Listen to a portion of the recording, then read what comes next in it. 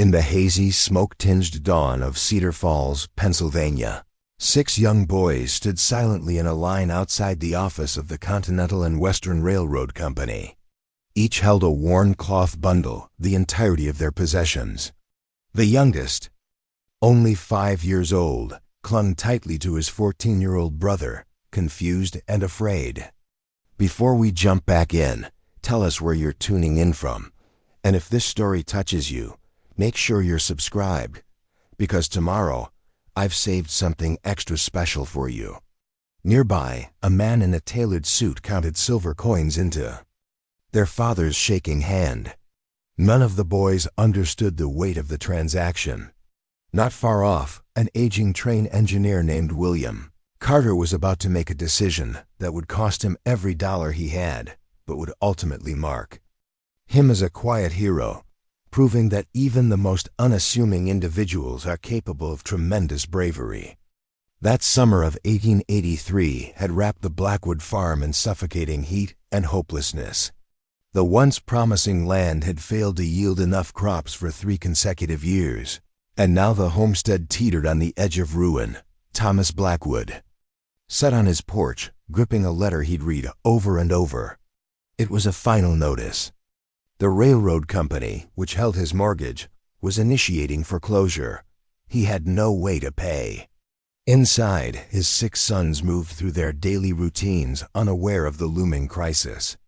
Samuel, the eldest, had taken on the responsibility of teaching the others how to care for the land, still believing they had a future there. 12-year-old Henry helped cook their sparse breakfast, keeping a quiet eye on the younger boys.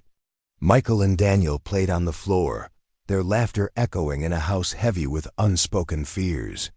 Jimmy, 7, chased little Benjamin through the kitchen, their innocent joy a painful reminder of what was at stake.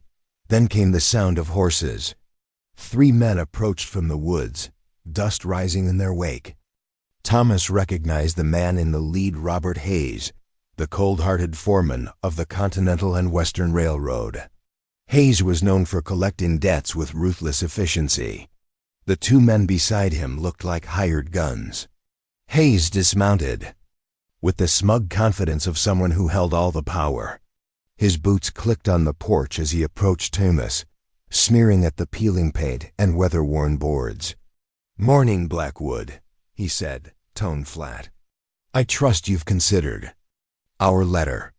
Thomas rose slowly, body aching from years of toil and nights without sleep. "I've been expecting you." Hayes produced a rolled document with the railroad seal. "Your mortgage is 3 months overdue. The company's been generous, but generosity has limits." Children's voices drifted from inside, and Hayes's demeanor shifted, calculating. 6 boys, isn't it? Strong lads. The company always needs labor. Thomas froze. He'd heard the rumors, whispers of families so desperate they'd traded their children's labor to erase debts. He'd refused to believe them. But now, with Hayes standing on his porch and the document in his hand, the stories felt horrifyingly real. "They're just children," Thomas said, voice cracking. "The youngest is 5. Hayes gave a thin, humorless smile. "The older ones could work the tracks. The younger ones can carry tools, fetch water, help in kitchens. We provide room and board. A temporary arrangement." Samuel appeared in the doorway, having overheard. His young face bore the quiet strength of someone who had carried adult responsibilities far too soon. "Pa?" he asked softly. "What's going on?" Thomas couldn't meet his son's gaze. The promise he'd repeated for years, that hard work would be enough, was unraveling before his eyes. He'd watched his sons endure hunger, patch their shoes again and again, and kept telling them they'd make it through. Hayes's voice broke the moment. $800. That's your total debt with interest. 6 boys, 2 years of labor, and we call it settled. The number hit Thomas like a hammer. $800. A sum so far beyond his reach, it might as well have been a fortune. It was then, in the background, that William Carter, an old engineer nearing retirement, stood by his train, watching the exchange. He knew what was happening. He'd seen it before. But this time, something in him snapped. He couldn't watch another family be torn apart.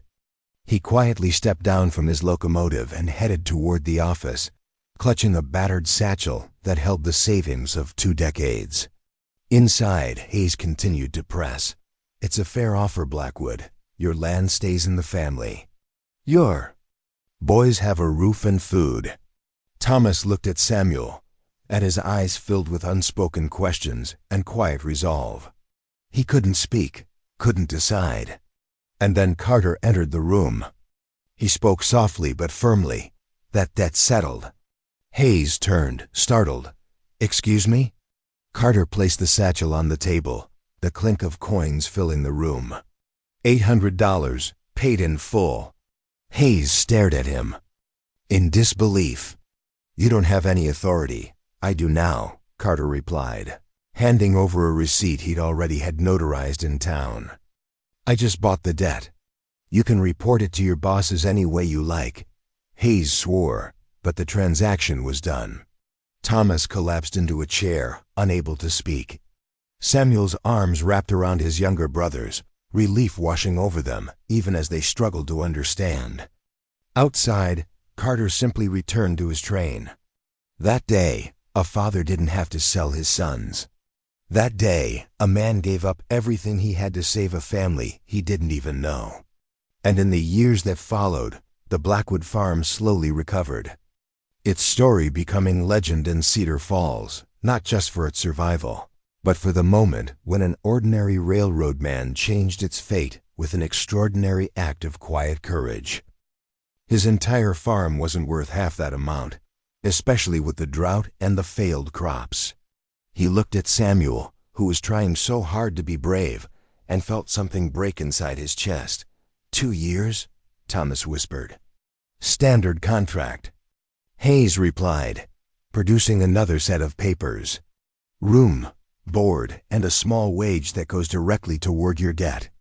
At the end of 2 years, your obligation to the company is fulfilled, and your boys return home."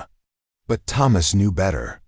He'd seen enough of the railroad's operations to know that 2 years often became 3, then 4. That small wages were eaten up by charges for food, shelter, and equipment. That boys who went to work for the Continental and Western often came back broken, if they came back at all.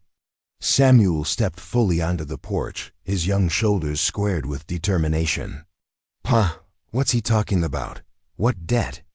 The rest of the boys had gathered in the doorway now, their faces showing varying degrees of confusion and fear.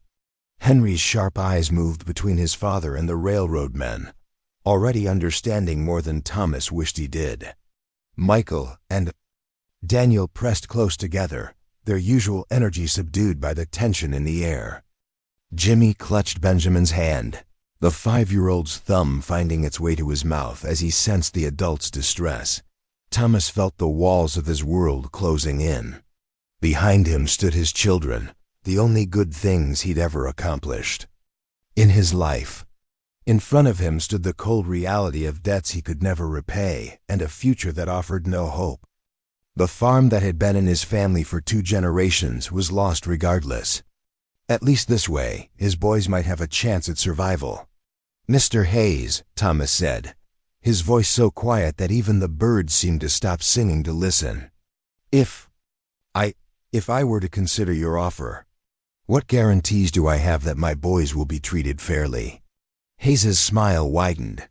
"The Continental and Western Railroad Company is a respectable organization, Mr. Blackwood. Your sons would be employees, not slaves. They'd work alongside other men, learn valuable skills, and contribute to the building of America's future." It was all lies, of course. Thomas knew it, and Hayes knew that Thomas knew it. But sometimes a man reaches a point where lies are easier to accept than truth, where the illusion of choice is better than the reality of having no options at all. Samuel stepped forward, his young voice surprisingly steady. "I'll go," he said simply. "If it helps the family, if it saves the farm, I'll go work for the railroad." "Sam, no," Henry said immediately, moving to stand beside his older brother. If Sam goes, I go too. We stay together. Michael pushed forward as well, his 10-year-old chest puffed out with false bravado. I'm not afraid of work. I can carry water and supplies just as good as anyone. Daniel nodded silently, his artistic soul understanding, even at 9 years old, that sometimes sacrifice was necessary for love. Jimmy looked confused but determined to follow wherever his brothers led. Only little Benjamin seemed to grasp the true weight of what was happening, tears beginning to streak down his round cheeks. Thomas felt his resolve crumble and reform. A dozen times in the space of a few heartbeats.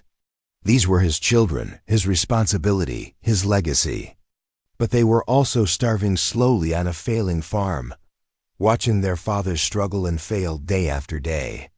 Maybe Hayes was right. Maybe 2 years working for the railroad would give them skills, opportunities, a chance at a better life then. He could provide. The contracts need to be signed today, Hayes said, sensing Thomas's wavering.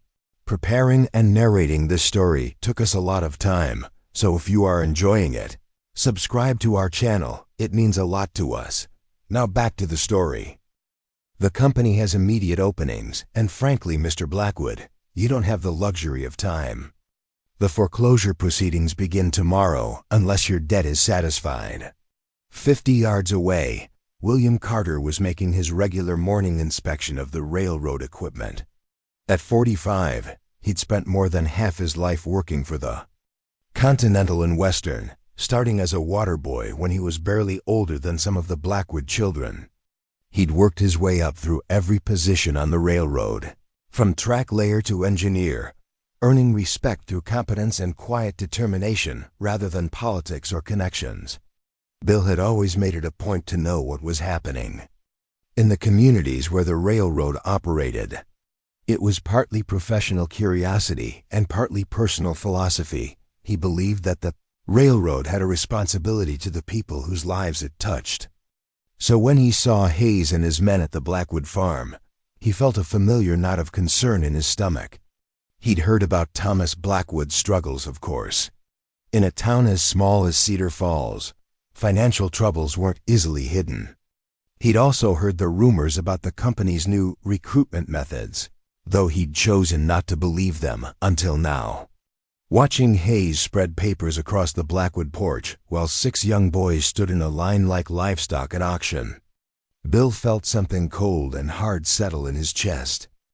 Bill had never married, never had children of his own. Not by choice, but by the cruel hand of fate that had taken his beloved Sarah from consumption just 2 years after their wedding. In the 20 years since her death, he'd poured himself into his work and his savings, living simply and spending little. His small house near the rail yard contained few luxuries, but his bank account in Philadelphia held more money than most men in Cedar Falls would see in a lifetime. He'd always told himself he was saving for something, though he'd never been entirely sure what. A farm of his own, perhaps. A comfortable retirement. Maybe even a chance to remarry and start the family he and Sarah had dreamed of. But watching Thomas Blackwood sign papers that would send his children into what amounted to indentured servitude, Bill suddenly knew exactly what his life savings were meant for.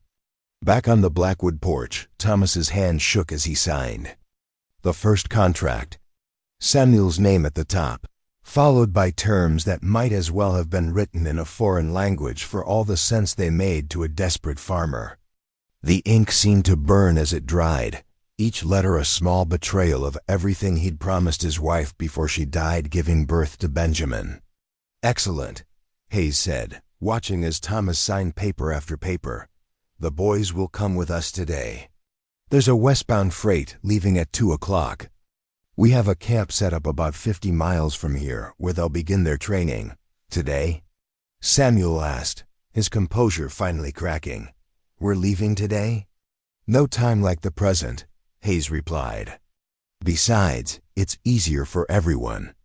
If we don't drag these things out. Quick goodbyes are kinder than long ones. Thomas wanted to argue, to demand more time, to gather his sons close and tell them all the things a father should say before sending his children into an uncertain world. But Hayes was already folding the signed contracts and tucking them into his coat pocket, and the two hired men were moving toward their horses with the easy confidence of men who'd done this before. Bill Carter had seen enough. He set down his inspection tools and walked with purpose toward the Blackwood farm, his mind racing through calculations and possibilities. $800. He'd heard Hayes mention the amount, and Bill knew he had 3 times that sitting in his Philadelphia account. Money he'd been saving for 20 years without really knowing why. Money that suddenly had a very clear and urgent purpose. As Bill approached the farm, he could see the boys gathering their few possessions, their young faces showing a mixture of fear, confusion, and resignation that no child should ever have to wear. Thomas Blackwood sat slumped on his porch steps, looking like a man who'd just sold his soul and wasn't sure what he'd received in return. "Mr. Hayes," Bill called out as he approached, his voice carrying the quiet authority that came from decades of railroad experience. "I'd like a word with you." Hayes turned, his expression shifting from satisfaction to wariness. Bill Carter was well known and well respected throughout the Continental and Western system. He was the kind of employee the company couldn't afford to alienate, the kind whose word carried weight even with management. "Bill," Hayes said, forcing a smile, "what brings you out here this morning?" Bill's eyes moved from Hayes to the signed contracts in his pocket, then to the 6 young faces watching him with desperate hope. "I understand you've just concluded some business with Mr. Blackwood here." "Standard debt collection," Hayes replied carefully. "The company has been very patient with Mr. Blackwood's obligations. I'm sure it has." Bill's voice remained steady, but there was something underneath it that made Hayes shift uncomfortably. "Tell me, what was the total amount of Mr. Blackwood's debt?" Hayes hesitated, clearly wondering where this conversation was heading. $800, including all interest and fees. Bill nodded slowly, as if he'd expected that exact figure. "That's quite a sum. I imagine it would be difficult for a farmer to raise that kind of money quickly. Which is why the company was willing to make alternative arrangements," Hayes said, his hand moving protectively toward the contracts. "Mr. Blackwood's sons will work off the debt through honest labor. It's a fair arrangement that benefits everyone." "I'm sure the boys will work very hard," Bill said quietly. "They look like good, strong children. The kind who'd do anything to help their family." He paused, letting his words sink in. "Of course, there is another way to handle the situation." Hayes frowned. "What do you mean?" Bill reached into his pocket and pulled out a small leather wallet. From it, he extracted a bank draft that he'd written that morning, though he hadn't been entirely sure until this moment that he'd actually use it. "I mean that $800 can be paid in cash just as easily as in children's labor." The silence that followed was so complete that Bill could hear his own heartbeat. Thomas Blackwood looked up from his defeated slump, his eyes wide with disbelief. The 6 boys stared at Bill as if he'd just appeared out of thin air, like some sort of miracle. Even Hayes seemed at a loss for words. "I don't understand," Thomas finally whispered. Bill turned to face him directly, and in his weathered features, the farmer saw something he'd almost forgotten existed: genuine kindness. "Mr. Blackwood, I've worked for this railroad for more than 20 years. I've saved my wages, lived simply, and always wondered what I was saving for. This morning, I found out." He held up the bank draft, the morning sun catching the official seal of the Philadelphia Trust Company. "This draft is made out to the Continental and Western Railroad Company for the full amount of your debt, including all interest and penalties. If Mr. Hayes here is willing to accept payment in cash rather than alternative arrangements, then your sons can stay home where they belong." Hayes's face had gone pale, then red, then pale again. The arrangement with the Blackwood boys wasn't just about debt collection. It was about acquiring workers for dangerous jobs that adult men wouldn't take for the wages offered. Children were cheaper, more desperate, and less likely to complain about working conditions. But he couldn't refuse cash payment without revealing the true nature of the company's recruitment methods. "Of course," Hayes said through gritted teeth. "The company is always willing to accept monetary payment. However, I should point out that this generosity doesn't change the fact that the boys will need to find work somewhere. The farm isn't viable, and the farm's viability isn't your concern." Bill interrupted, his quiet voice cutting through Hayes's bluster like a sharp blade. "Your concern is collecting the debt owed to your company. I'm offering to pay that debt in full, immediately, with certified funds from a Philadelphia bank. Do you accept payment, or do I need to speak with your supervisors about why you're refusing legal tender?"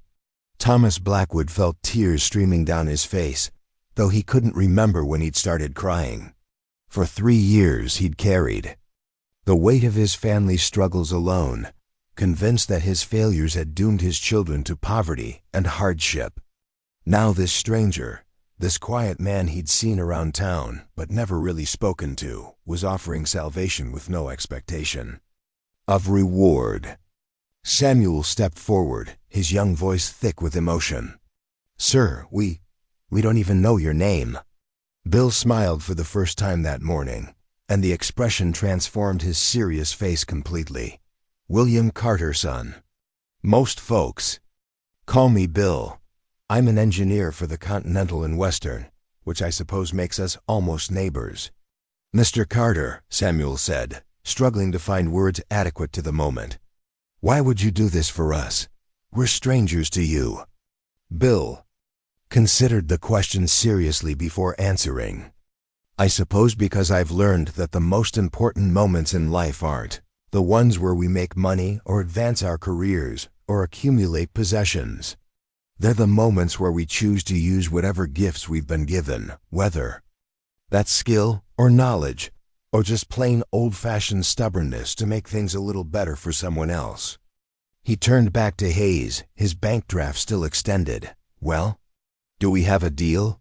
Hayes had no choice but to accept. The contracts with the Blackwood boys were profitable but not irreplaceable. Refusing cash payment would raise questions he couldn't answer, especially coming from someone with Bill Carter's reputation and connections within the company. With obvious reluctance, he took the bank draft and pulled out the signed contracts. "The Continental and Western Railroad Company acknowledges full payment of the Blackwood debt," he said formally, tearing the contracts in half and letting the pieces fall to the dusty ground. "The matter is considered closed." As Hayes and his men mounted their horses and rode away, Thomas Blackwood found himself unable to speak. His children were safe, his debt was paid, and his farm, such as it was, remained his own. But more than that, he'd witnessed something he'd begun to believe no longer existed in the world: pure human kindness, offered without condition or expectation of return. Bill Carter stood quietly on the porch, watching the dust settle from Hayes's departure. 20 years of savings, gone in a single morning. His comfortable retirement vanished with the scratch of a pen. His carefully planned future transformed into something entirely unknown. And yet, he felt lighter than he had in years, as if some burden he'd carried so long he'd forgotten its weight had finally been lifted from his shoulders. "Mr. Carter," Thomas said finally, his voice barely above a whisper, "I don't know how to thank you. I don't know how to repay you." Bill shook his head gently. "No repayment necessary, Mr. Blackwood. Consider it an investment in the future." He looked at the 6 boys who were still staring at him with a mixture of awe and gratitude.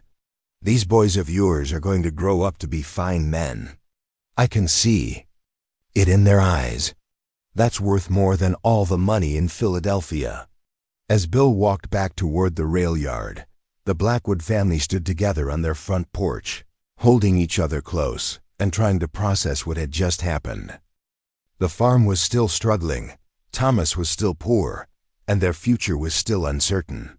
But they were together, and sometimes that's enough to build a new beginning on. In town, word of what had happened at the Blackwood farm began to spread with the speed that news travels in small communities. Margaret Sullivan heard it from her neighbor, who'd seen the whole thing from the tree line. Father Patrick O'Brien learned of it when Thomas came to the church to light a candle of thanksgiving. Dr. Charles Mitchell discovered it when young. Jimmy Blackwood appeared at his office with a small cut on his hand and couldn't stop talking about the angel who'd saved his family. By evening, most of Cedar Falls knew the story of the railroad engineer who'd given up his life savings to free 6 boys from what amounted to slavery. Some called it foolish, others called it saintly. Most simply called it the most remarkable thing they'd ever witnessed. But Bill Carter wasn't thinking about recognition or reputation as he sat alone in his small house that night, looking at his depleted bank account balance and planning how to live on his railroad wages alone. He was thinking about 6 young faces full of hope instead of despair, about a father who'd been given a second chance to build something good for his family, and about his dear Sarah, who'd always believed that money was just paper until you used it for something that mattered. Outside his window, the night sounds of Cedar Falls settled into their familiar rhythm. Somewhere in the darkness, 6 boys were sleeping safely in their own beds instead of in a railroad camp. Their father was planning how to rebuild his farm instead of counting the days until he'd see his children again. And tomorrow would bring new possibilities for all of them. Possibilities that existed because one man had chosen compassion over comfort, generosity over security. The story was far from over, though. In fact, it was just beginning. Because kindness, Bill Carter had learned long ago, has a way of multiplying when you least expect it, touching lives in ways that spread far beyond the original act. And in a world that often seemed short on mercy, every act of genuine love sent ripples through the darkness, creating light in places where light was desperately needed. As the church bell in the distance chimed 10 o'clock, Bill Carter settled into his chair with a cup of coffee and a sense of peace he hadn't felt in years. Tomorrow would bring new challenges, new opportunities to make choices that mattered. But tonight, 6 children were safe because he'd chosen to empty his bank account rather than his heart. And in Sarah's memory, in the Blackwood family's future, and in the slowly healing soul of a small railroad town, that choice would continue to echo for years to come. Word traveled faster than the morning train through Cedar Falls, carried by whispered conversations across backyard fences and urgent discussions in the general store. By noon, Margaret Sullivan had heard 3 different versions of what happened at the Blackwood farm, each more dramatic than the last. But the core truth remained unchanged. William Carter had emptied his life savings to prevent 6 children from being sold into railroad labor. Margaret stood behind the counter of Sullivan's boarding house, kneading bread with more force than necessary as she processed this information. She'd been running the boarding house for 12 years, since her husband Patrick died in a logging accident, and in that time she'd housed dozens of railroad workers. Most were decent men trying to make an honest living, but she'd also seen the other side of the Continental and Western's operations. The men who came back from the work camps broken in body and spirit. The families torn apart by company contracts. The children who disappeared into the railroad's hungry maw and were never seen again. A sharp knock at her front door interrupted her thoughts. Through the lace curtains, she could see Robert Hayes standing on her porch, his expensive clothes and cold expression marking him as clearly as a brand. Margaret wiped her flour-covered hands on her apron and opened the door, with the careful politeness she reserved for unwelcome but necessary visitors. "Mrs. Sullivan," Hayes said, removing his hat with exaggerated courtesy. "I wonder if I might have a word with you about one of your tenants." Margaret's spine stiffened. She knew exactly which tenant he meant. "If you're referring to Mr. Carter, he's not here at present. He's working his regular shift at the rail yard." "Of course he is. A dedicated employee, our Mr. Carter." Hayes stepped closer, and Margaret caught the smell of expensive cologne mixed with something else. Something that reminded her of the fierce sweat that clung to men who'd been in the work camps. "I'm sure you've heard about this morning's misunderstanding at the Blackwood farm." "I heard that a good man helped a struggling family," Margaret replied, her Irish accent becoming more pronounced, as it always did when she was angry. "Though I suppose different people might see it differently." Hayes smiled, but it didn't reach his eyes. "The Continental and Western Railroad Company appreciates Mr. Carter's generous spirit. However, we're concerned that his actions might have been based on incomplete information about our employment practices." Margaret felt her temper rising like steam from a kettle. She'd heard enough euphemisms for slavery to recognize them when she heard them. "And what information might that be, Mr. Hayes?" "Simply that our work programs provide valuable opportunities for young men to learn skills and contribute to the growth of America. Mr. Carter may have acted out of misguided sympathy, preventing the Blackwood boys from accessing these opportunities." The hypocrisy was so blatant that Margaret almost laughed. Almost, but there was something in Hayes's tone that suggested this wasn't just a social call. "What exactly are you asking of me, Mr. Hayes?" Hayes glanced around the boarding house's tidy front room, taking in the polished furniture and fresh flowers that Margaret maintained despite her limited income. "The company values its relationship with local businesses. We house many of our workers in establishments like yours. That business represents a significant portion of your income, doesn't it?" The threat was subtle but unmistakable. Margaret had 17 railroad workers staying in her boarding house at any given time, each paying $2 a week for room and board. That income was the difference between keeping her home and losing it to the bank. Hayes was reminding her that the Continental and Western could easily direct their workers to other accommodations. "Mr. Carter pays his rent on time and keeps to himself," Margaret said carefully. "I have no complaints about his tenancy, naturally. However, if Mr. Carter were to experience financial difficulties as a result of his charitable impulses, the company would hate to see a valuable employee struggle with his obligations." Margaret understood perfectly. They were going to make Bill Carter's life difficult, and they expected her to either help them or risk losing her livelihood. It was the same pattern she'd seen played out dozens of times in Cedar Falls. The railroad company identified threats to their operations and systematically destroyed them, using economic pressure to turn friends into enemies and communities against themselves. "I'll keep that in mind," she said, her voice neutral despite the anger burning in her chest. Hayes replaced his hat and turned to leave, then paused as if struck by an afterthought. "Oh, and Mrs. Sullivan? You might want to reconsider the company you keep. Small towns can be such fragile places. It would be unfortunate if rumors began to circulate about the quality of your establishment." After Hayes left, Margaret sat heavily in her kitchen chair, her hands shaking slightly as she tried to process what had just happened. She'd been threatened before. Being a woman running a business alone in a railroad town meant dealing with all kinds of men who thought they could intimidate her. But this felt different. This felt like the opening move in a larger game, one where the stakes were higher than just her boarding house. Meanwhile, at the rail yard, Bill Carter was discovering that his good deed hadn't gone unnoticed by his fellow workers. As he performed his routine maintenance on Engine 47, a massive locomotive that hauled freight through the Pennsylvania mountains, he could feel eyes watching him from all directions. Some of those eyes held respect, others held curiosity, and a few held something that looked uncomfortably like suspicion. Frank Morrison, a track foreman who'd worked alongside Bill for 15 years, approached during the lunch break. Frank was a good man, honest and hardworking, but he was also practical to a fault.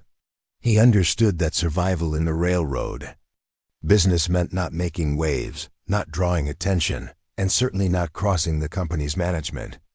"Bill," Frank said, settling down beside him on a stack of railroad ties, Heard you had an interesting morning. Bill continued eating his sandwich, a simple affair of bread and meat that represented his new reality of careful budgeting. News travels fast in a small town. Faster when it's news like this. Frank lowered his voice, glancing around to make sure they weren't being overheard. $800, Bill. That's more than most of us make in 2 years. What were you thinking? The question was asked with concern rather than judgment, but Bill could hear the underlying worry. Frank had a wife and 3 children of his own. He couldn't afford to be associated with someone the company viewed as a troublemaker. I was thinking, Bill said slowly, that 6 children deserved better than what Hayes was offering them. Frank shook his head. You know what those work camps are like. I know what they're like. Hell, half the men in this rail yard know what they're like. But knowing something and being able to change it are 2 different things. Are they? Bill asked. Because this morning, I changed something. Those boys are home with their family, instead of headed for a work camp. That seems like a pretty significant change to me. Before Frank could respond, a shadow fell across their lunch spot. They looked up to see Jack Henley, one of Hayes's assistant foremen, standing over them, with a clipboard in his hands. Henley was younger than both Bill and Frank, but he'd risen quickly through the company ranks by demonstrating unwavering loyalty to management policies, no matter how questionable those policies might be. Carter, Henley said, his voice carrying the authority of someone who enjoyed wielding power over others. Mr. Hayes wants to see you in his office, immediately. Bill stood slowly, brushing crumbs from his work clothes. Any particular reason? I'm sure he'll explain everything, Henley replied, though his smirk suggested he knew exactly what the meeting was about. The Continental and Western's local office was housed in a 2-story brick building that dominated one corner of Cedar Falls' small downtown area.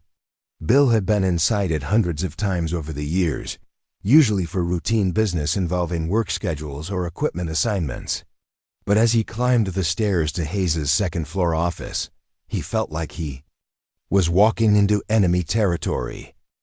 Hayes was waiting behind his mahogany desk, surrounded by the trappings of corporate authority. Maps of railroad routes covered the walls, and filing cabinets full of contracts and correspondence lined the room.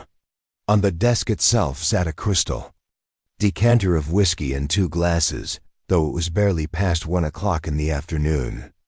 Bill, Hazy said, gesturing to a chair across from his desk. Thank you for coming.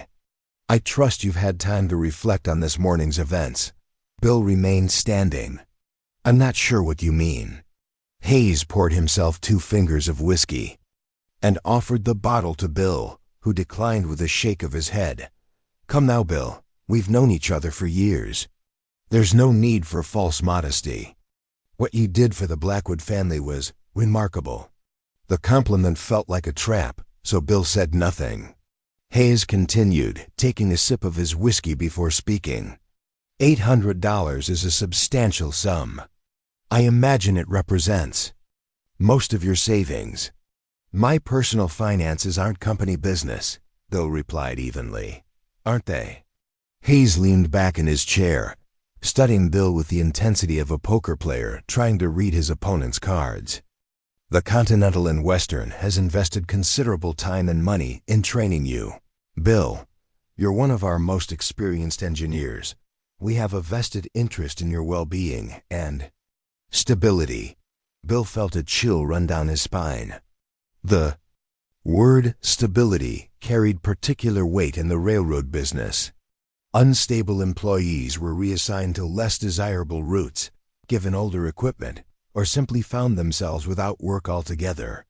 It was the company's way of dealing with troublemakers without the mésanges of formal disciplinary action. I appreciate the company's concern, Bill said carefully, but I can assure you that my financial situation won't affect my job performance. Hayes finished his whiskey and set the glass down with deliberate precision. I'm sure you believe that, Bill, but the reality is that a man facing financial hardship might be tempted to make questionable decisions. He might be more susceptible to offers from competing railroad companies. He might be inclined to share proprietary information or trade secrets. The accusation hung in the air between them like smoke from a fired gun.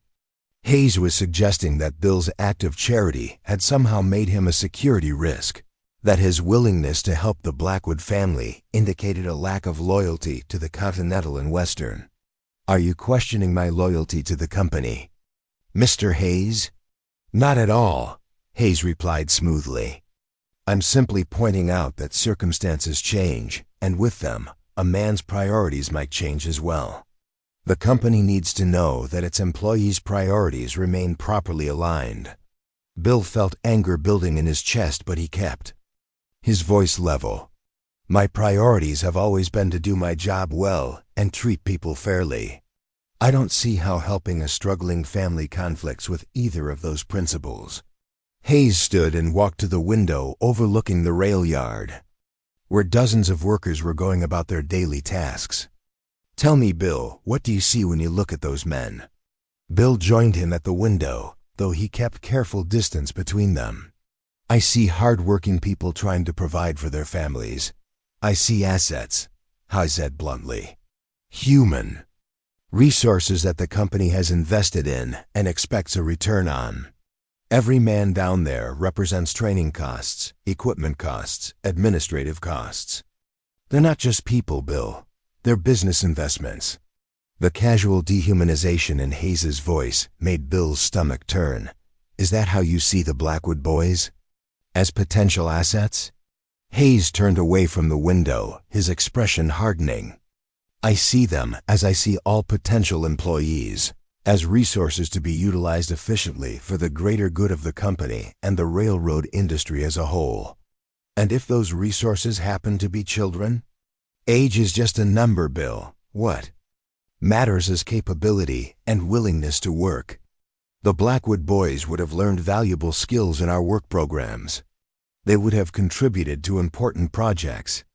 Instead, thanks to your intervention, they'll remain on a failing farm with no prospects and no future." Bill realized he was seeing Hayes clearly for the first time. Not as a company representative doing an unpleasant but necessary job.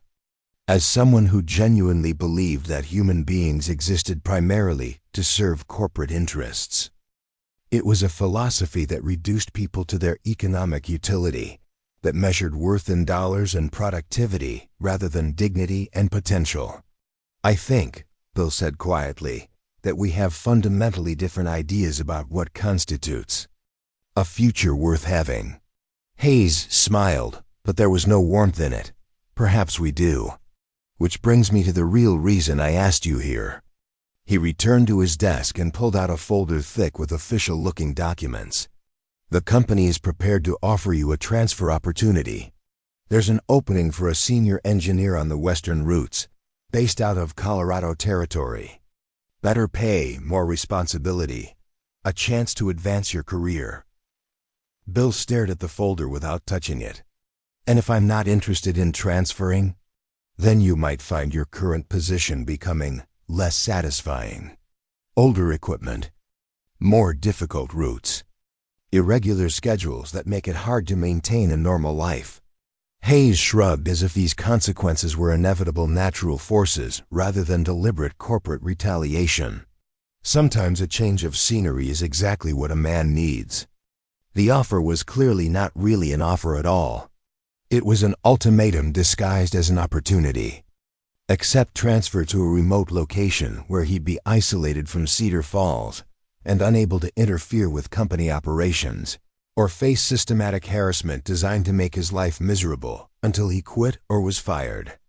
Bill thought about his small house near the rail yard, his modest but comfortable life in Cedar Falls, the community connections he'd built over 20 years. Then he thought about the Blackwood boys sleeping safely in their own beds, and about all the other families in similar situations who might need someone willing to stand up to corporate bullying. "I'll need some time to consider your offer," he said finally. Hayes nodded as if he'd expected that response.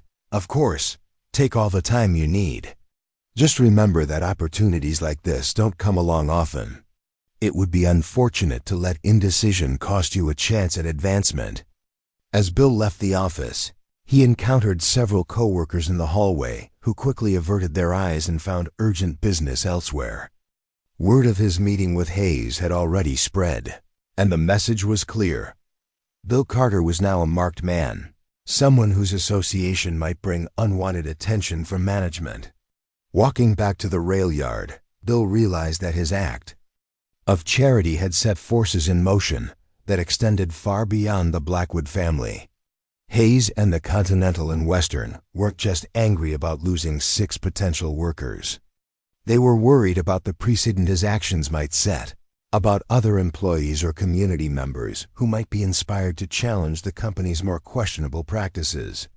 At the same time, Bill was beginning to understand that he wasn't alone in his disgust with the railroad's treatment of desperate families. The careful neutrality of his coworkers' responses suggested that many of them shared his feelings, but felt powerless to act on them. Perhaps his willingness to take a stand might give others the courage to speak up as well. That evening, as Bill sat in his small kitchen, trying to calculate how long his remaining savings would last, he heard a soft knock at his front door. Opening it, he found young Samuel Blackwood standing on his porch, hat in hand and obviously nervous about the visit. "Mr. Carter," Samuel said, his voice cracking slightly with the uncertainty of adolescence. "I hope you don't mind me coming by. I wanted to thank you again for what you did, and to ask you something." Bill invited the boy inside and offered him a glass of water, noting the careful way Samuel wiped his feet and removed his hat. Even at 14, the eldest Blackwood son carried himself with a maturity that spoke of too much responsibility at too young an age. "What can I do for you, Samuel?" The boy took a deep breath, gathering his courage. "My pa's been trying to figure out how to make the farm work, but the truth is, we've been struggling for years. The soil's played out, the equipment's broken, and we don't have money for seed or livestock." He paused, looking directly at Bill with eyes that held surprising resolve. "But I've been thinking, you work for the railroad. You know about engines and machinery and how things work. Maybe you could teach me." Bill was surprised by the request. "Teach you what exactly?" "Everything," Samuel said with the earnestness that only teenagers could muster. "How to fix things, how to build things, how to make things work better. I'm good with my hands, and I learn fast. If I could get a real job, maybe even with the railroad someday, I could help support my family the right way." The irony wasn't lost on Bill. Samuel was asking for exactly what the Continental and Western claimed to offer through their work programs: job training and the opportunity to develop valuable skills. The difference was that Samuel wanted to learn as a free person making his own choices, not as an indentured worker trapped by his family's debts. "It's not easy work," Bill warned. "Railroad engineering requires understanding mathematics, mechanics, hydraulics, metallurgy. It takes years to learn properly." Samuel's face lit up with enthusiasm. "I'm not afraid of hard work, Mr. Carter. I've got time. If you'd be willing to teach me, I'd do whatever you asked. Sweep floors, carry tools, clean equipment, anything." Bill studied the young man's face, seeing not just eagerness but genuine intelligence and determination. Teaching Samuel would require time and patience, qualities that Bill possessed in abundance, but had never had occasion to share. More importantly, it would give the Blackwood family a real chance at long-term stability, something that Bill's financial intervention had only temporarily provided. "All right," Bill said finally. "We'll start tomorrow after my regular shift. But I want you to understand something, Samuel. Learning to be an engineer isn't just about understanding machines. It's about making decisions that affect people's lives. Every time I take a train out of the station, I'm responsible for the safety of everyone on board, and everyone whose lives that train touches along the way." Samuel nodded solemnly. "I understand, sir. I hope you do," Bill replied. "Because if I'm going to teach you, I'm going to teach you everything. Not just how to operate equipment, but how to think about the responsibility that comes with knowledge and skill." As Samuel walked home through the gathering darkness, his steps light with excitement and purpose, Bill remained on his porch. For a long time, the evening air carried the familiar sounds of Cedar Falls settling in for the night. Distant conversations, the clatter of dinner dishes, children being called inside by their mothers. It was a peaceful scene, but Bill knew that beneath the surface, tensions were building that would test every relationship in the community. His confrontation with Hayes had been just the beginning. The railroad company had invested too much in their current operations to simply accept his interference without response. They would find ways to pressure him, to isolate him, to make him regret his decision to help the Blackwood family. But they would also discover that Bill Carter was not the same man who had quietly accepted 20 years of corporate authority without question. Something had changed in him when he wrote that bank draft, something more fundamental than just his financial situation. For the first time since Sarah's death, he had a purpose that extended beyond mere survival and routine.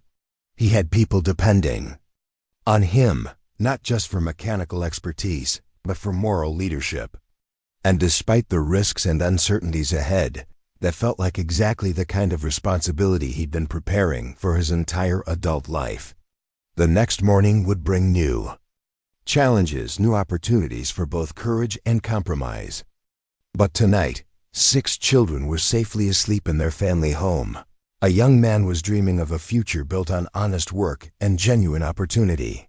And a railroad engineer was discovering that the most important journeys weren't always the ones that followed predetermined tracks. 3 weeks after Bill Carter emptied his savings account to free the Blackwood boys, Cedar Falls had settled into an uneasy rhythm. On the surface, life continued much as it always had. Trains arrived and departed on schedule, workers reported to their shifts, and the town's merchants conducted their daily business with practiced efficiency. But beneath this veneer of normalcy, currents of tension flowed like underground streams, shaping conversations and influencing decisions in ways that weren't immediately visible. Margaret Sullivan discovered the first tangible evidence of the railroad's retaliation on a Tuesday morning when 3 of her longest-term tenants informed her they'd be moving out by the end of the week. Each man offered a different excuse: better accommodations closer to the rail yard, a desire for more privacy, family obligations that required a change of living arrangements. But Margaret had been running a boarding house long enough to recognize the hollow ring of rehearsed explanations. The truth became clearer when she encountered Jack Henley at Peterson's General Store later that same day. Hayes's assistant foreman was examining a display of tobacco products with unusual interest, but his real attention was focused on Margaret as she selected supplies for the boarding house kitchen. "Mrs. Sullivan," Henley said, approaching her with the kind of smile that never reached the eyes. "I trust business is treating you well." Margaret continued loading her basket with flour and sugar, keeping her voice level despite the anger building in her chest. "Well enough, Mr. Henley, though I understand you've been helping some of my tenants find alternative accommodations." Henley's smile widened. "The company takes great interest in the welfare of its employees. We want to ensure they're housed in establishments that share our values and maintain appropriate standards." The implied threat was as subtle as a sledgehammer. Margaret had heard similar language used to describe businesses that found themselves suddenly unable to attract railroad customers. Shops that had thrived for years would see their clientele mysteriously evaporate. Suppliers would develop unexpected delivery problems, and credit that had once been readily available would become scarce. And what standards might those be? Margaret asked, though she already knew the answer. "Loyalty," Henley replied simply. "The Continental and Western expects its partners to support company policies and refrain from activities that might undermine company interests." Margaret finished her shopping in silence, but her mind was racing. The loss of 3 tenants would Cost her $6 a week in income, money she desperately needed to maintain the boarding house and support herself. If the railroad continued pressuring workers to find other accommodations, she'd be forced to sell the property and find some other means of survival. The irony wasn't lost on her. The Continental and Western was using the same economic pressure against her that they'd tried to use against Thomas Blackwood, forcing people into impossible situations and then offering solutions that served corporate interests rather than human needs. But Margaret Sullivan hadn't survived 12 years as a widow running a business in a railroad town by backing down from bullies, even when those bullies controlled most of the local economy. That evening, she made a decision that would have surprised anyone who knew her reputation for cautious pragmatism. Instead of quietly accepting the railroad's pressure, she walked across town to the small house where Bill Carter lived and knocked firmly on his front door. Bill answered wearing work clothes stained with grease and coal dust, evidence of a long day maintaining locomotives. His face showed the kind of exhaustion that came not just from physical labor, but from the constant stress of knowing that every action was being scrutinized for signs of disloyalty or defiance. "Mrs. Sullivan," he said, surprise evident in his voice. "What brings you by this evening?" Margaret had rehearsed what she wanted to say during the walk from her boarding house. But faced with Bill's tired but kind expression, her prepared speech seemed inadequate. "I wanted to thank you," she said simply, "for showing the rest of us what courage looks like." Bill stepped aside to invite her in, but Margaret shook her head. "I can't stay long. I just wanted you to know that you're not facing this alone.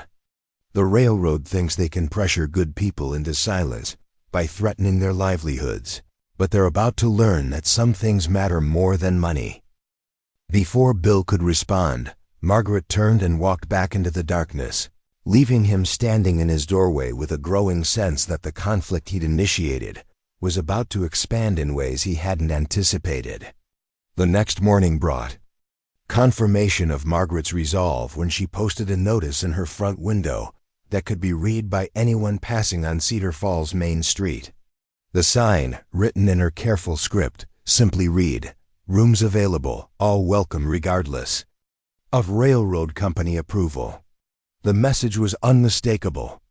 Margaret Sullivan was openly defying the Continental and Western's attempt to control her business, making it clear that she would continue housing anyone who could pay rent, regardless of corporate pressure. It was a declaration of independence that sent ripples throughout the small community.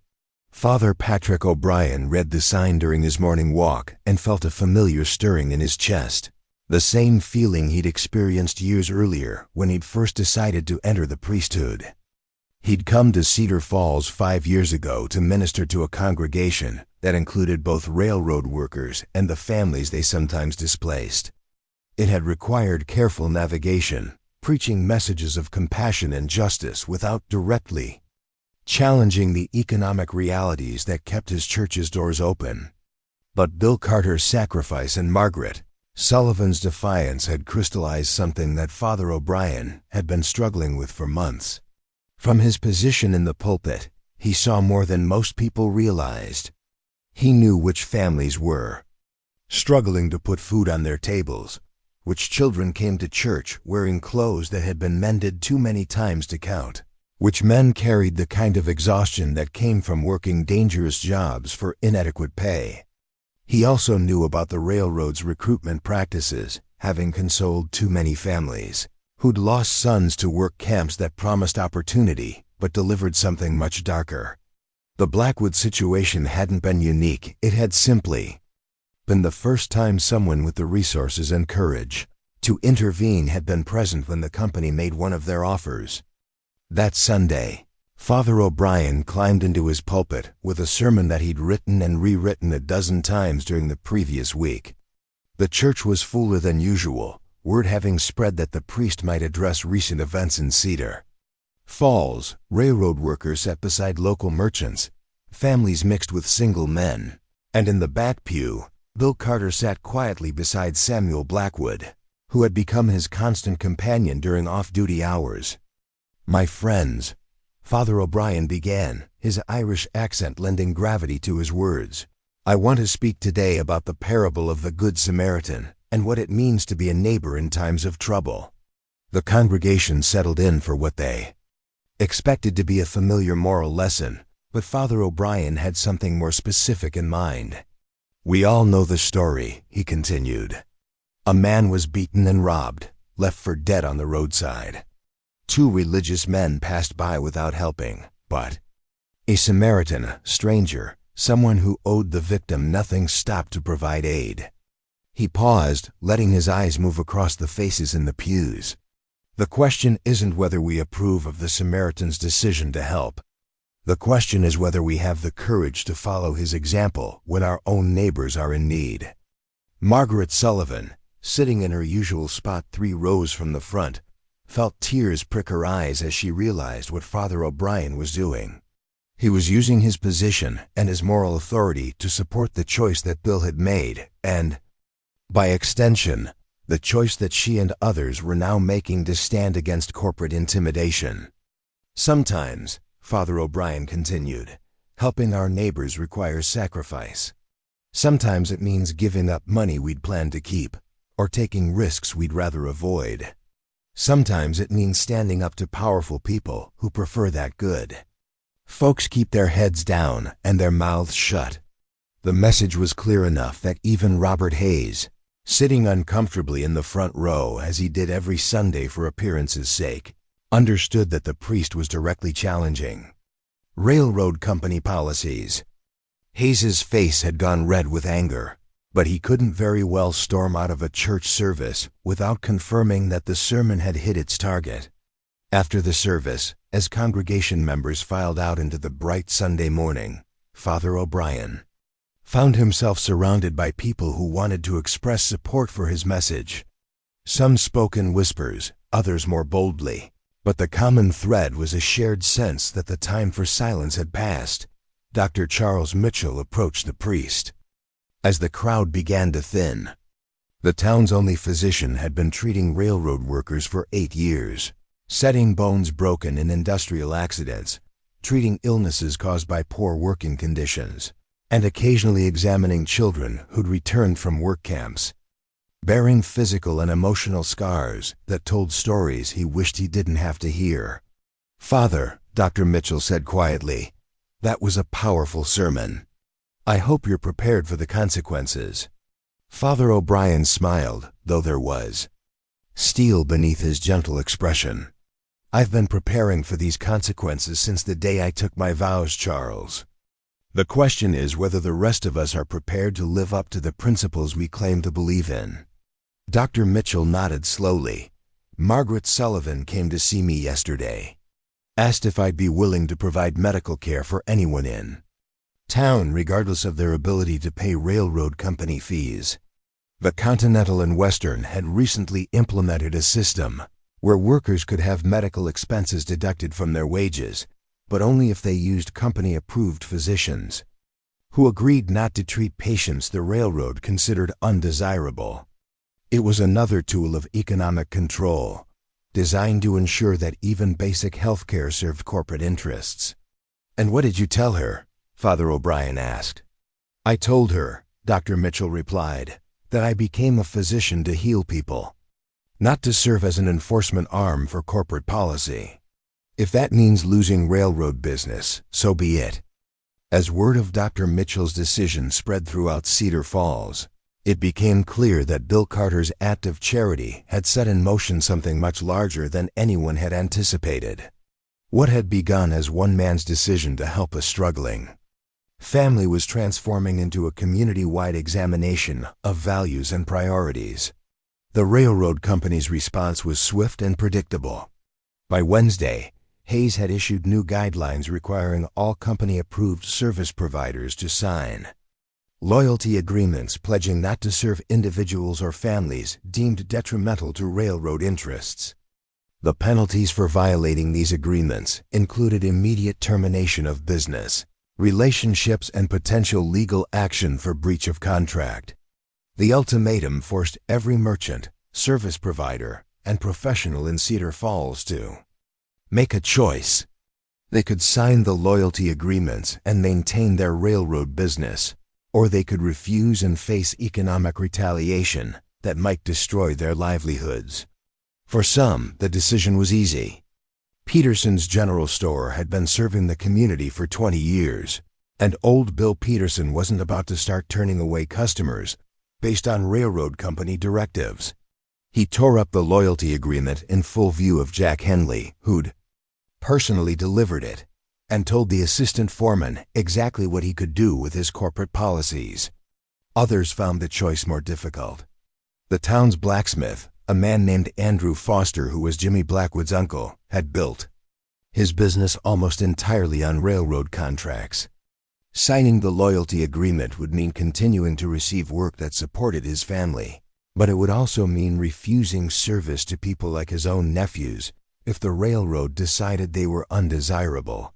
The barber, the baker, the owner of the small hotel where traveling businessmen stayed, each faced the same agonizing decision between economic security and moral principle. Some signed the agreements reluctantly, others refused outright, and a few tried to find middle ground that satisfied no one. Samuel Blackwood watched these developments with the intensity of a young man learning hard lessons about how the world really worked. His daily sessions with Bill Carter had expanded beyond mechanical training to include discussions about leadership, responsibility, and the price of standing up for what was right. "Mr. Carter," Samuel said one evening as they worked together on the maintenance of Engine 47, "why are so many people afraid of the railroad company? It's just business, isn't it?" Bill set down his wrench and looked at the teenager seriously. "Samuel, you've just asked one of the most important questions a man can ask. The answer is that it's never just business when that business affects people's lives and futures." He gestured toward the massive locomotive they'd been working on. "This engine weighs 60 tons when it's fully loaded. It can pull a dozen freight cars at 30 miles an hour through mountain passes and across rivers. But all that power means nothing if it's not guided by someone who understands the responsibility that comes with it." Samuel nodded, though. Bill could see he was still working through the implications. "The Continental and Western Railroad has even more power than this locomotive," Bill continued. "They control jobs, housing, transportation, and economic opportunities for thousands of people across multiple states. When men like Hayes use that power to threaten and intimidate people, they're not just conducting business. They're wielding force against individuals who have no way to fight back." "But you fought back," Samuel pointed out. "And now other people are fighting back too." Bill smiled at the young man's observation. "That's true. But you have to understand something, Samuel. Fighting back against that kind of power requires more than just individual courage. It requires people working together, supporting each other, and being willing to accept sacrifice for the greater good." As if to illustrate Bill's point, Margaret Sullivan appeared at the engine house carrying a basket covered with a clean white cloth. She'd taken to bringing meals to Bill and Samuel during their evening work sessions, a gesture of support that went far beyond simple charity. "Good evening, gentlemen," she said, setting the basket down on a clean work surface. "I thought you might appreciate some fresh bread and stew." "Mrs. Sullivan," Bill said gratefully, "you don't need to keep feeding us. You've got enough to worry about with your own situation." Margaret waved away his concern. "Nonsense. Cooking for 2 extra people is no burden, and besides, I've had some interesting developments today that I wanted to share with you." She looked around to ensure they wouldn't be overheard, then continued. "I had visits today from 4 families asking about temporary rooms. It seems word has spread to some of the outlying farms that there's a place in Cedar Falls where people can stay without railroad company approval." Bill felt a mixture of pride and concern. "That's wonderful, Margaret, but you need to be careful. The more visible your defiance becomes, the more pressure Hayes will apply." "Let him apply all the pressure he wants," Margaret replied with fire in her eyes. I've discovered something interesting about running a business based on principle, rather than fear. When you stand up for what's right, you don't lose customers, you attract the kind of customers worth having. Samuel listened to this conversation with growing understanding. The adult world was more complicated than he'd realized, full of difficult choices and uncertain outcomes. But it was also full of people like Bill Carter and Margaret Sullivan, individuals who chose courage over comfort and principle over profit. That night, as Samuel walked home through the darkened streets of Cedar Falls, he passed several houses where oil lamps burned late into the evening. Behind those windows, families were having conversations about loyalty agreements and economic pressure, about moral principles and practical necessities, about the kind of community they wanted to live in and raise their children in. The boy didn't realize it yet, but he was witnessing the birth of something unprecedented in Cedar Falls, a genuine grassroots resistance movement, born from one man's act of charity and growing into a community-wide commitment to standing up against corporate intimidation. It wasn't organized or formal, had no official leaders or written manifestos, but it was real and growing stronger every day. Meanwhile, in the railroad company's local office, Robert Hayes was discovering that systematic intimidation was more difficult to implement than he'd anticipated. For every business owner who signed a loyalty agreement, another refused. For every family that could be pressured into compliance, two more seemed to emerge with renewed determination to resist corporate control. Hayes had sent reports to the regional headquarters in Philadelphia, explaining the situation and requesting additional resources to deal with what he characterized as organized opposition to company policies. The response had been swift and unambiguous. The situation in Cedar Falls needed to be resolved quickly and decisively before it inspired similar resistance in other railroad communities. New instructions were already being prepared, along with personnel transfers that would bring additional company representatives to Cedar Falls, men with experience in labor, disputes and community pacification, individuals whose methods were more direct and less subtle than Hayes's economic pressure tactics. The quiet war between the Continental and Western Railroad and the people of Cedar Falls was about to escalate in ways that none of the participants could have anticipated. But for now, on this peaceful evening, Samuel Blackwood walked home to a family that was still together.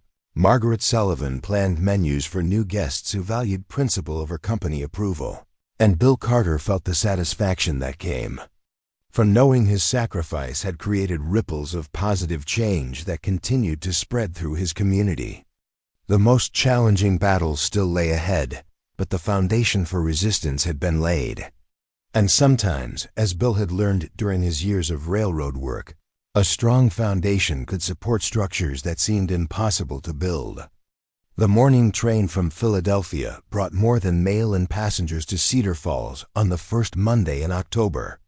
Among the travelers stepping onto the depot platform were three men whose appearance immediately marked them as different from the usual assortment of merchants, salesmen, and workers who typically arrived on the Continental and Western's passenger service.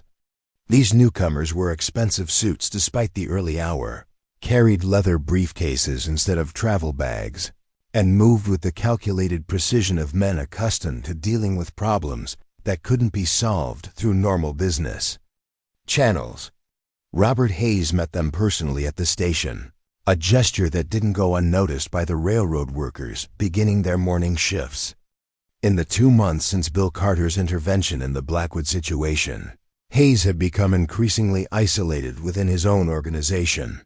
His failure to contain what company executives viewed as organized sedition had damaged his reputation and undermined his authority.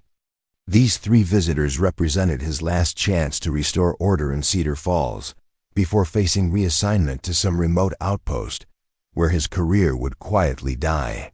The lead visitor introduced himself to Hayes as Jonathan Blackstone, a specialist in labor relations and community pacification. His two companions, Edgar Crenshaw and Marcus Reed, served as investigators and enforcement specialists respectively. Their credentials included experience with mining disputes in Colorado, railroad strikes in Illinois, and factory protests in Massachusetts. They had come to Cedar Falls with a comprehensive plan for ending what they termed localized resistance to corporate authority. Within an hour of their arrival, Blackstone had established a temporary headquarters in the railroad company's offices and begun implementing a strategy that made Hayes's previous efforts seem gentle by comparison. The first phase involved gathering detailed intelligence about every individual and business that had shown support for what company documents now referred to as the Carter faction. Edgar Crenshaw, a thin man with cold eyes and an accountant's attention to detail, had spent years developing techniques for cataloging the vulnerabilities of potential troublemakers.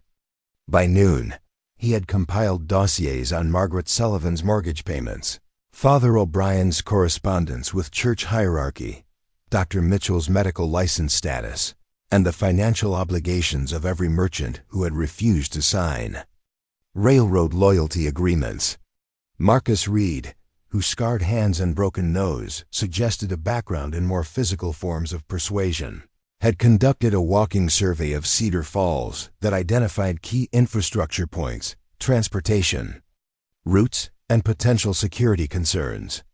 His report noted with particular interest the locations of the church, the boarding house, and Bill Carter's residence, along with detailed assessments of sightlines, access points, and defensive positions. Samuel Blackwood was oiling wheel bearings on engine 47 when he first noticed the strangers. Their presence in the rail yard violated no written rules, but experienced railroad workers could sense when outsiders were conducting surveillance rather than merely observing operations. The way these men studied equipment layouts, work patterns, and personnel interactions suggested they were gathering information for purposes that had nothing to do with routine business. "Mr. Carter," Samuel said quietly when Bill emerged from beneath the locomotive where he'd been inspecting brake assemblies, "those men have been watching us for the past 20 minutes. They're not railroad people." Bill followed Samuel's gaze to where the three visitors stood near the equipment shed, their conversation too distant to overhear, but their attention clearly focused on the engine maintenance area. "No," he agreed, "they're not railroad people. There's something else entirely." The realization that the Continental and Western had escalated their response sent a chill through Bill that had nothing to do with the October air he'd dealt with.